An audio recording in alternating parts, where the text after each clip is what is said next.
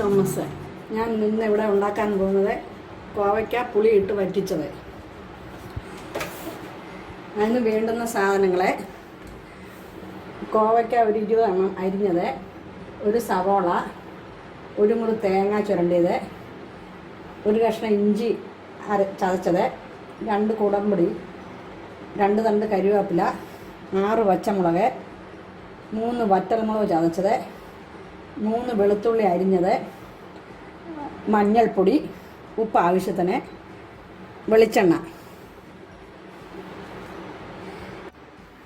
ഇനി ഉണ്ടാക്കുന്ന വിധം: ഒരു ചട്ടി എടുത്ത് കോവയ്ക്ക അതിലിടുക. അതിന് ശേഷം സവോള അരിഞ്ഞത്,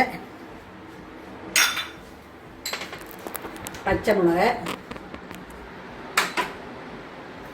മുളക് ചതച്ചത്,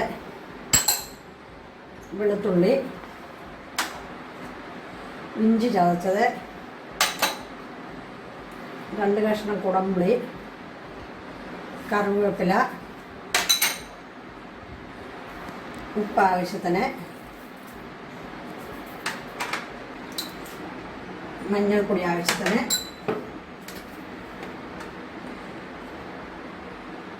ഒരു സ്പൂൺ വെളിച്ചെണ്ണ. എല്ലാം കൂടി നല്ലതായിട്ട് ഇളക്കുക.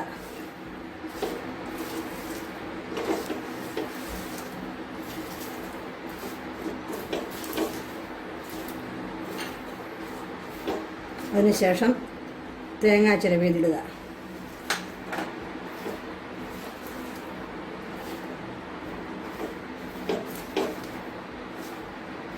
നല്ലവണ്ണം ഇളക്കുക.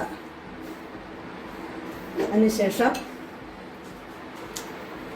സ്വല്പം വെള്ളം തളിച്ചൊഴിച്ച് ഒന്നുകൂടി നേരിടുക. ഒരുപാട് വെള്ളമൊന്നും ഒഴിക്കേണ്ട ആവശ്യമില്ല. അതിനുശേഷം തീ കത്തിക്കുക.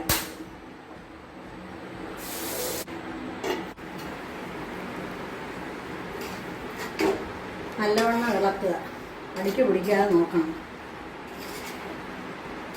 കറിയെല്ലാം ശരിയായിട്ടുണ്ട്.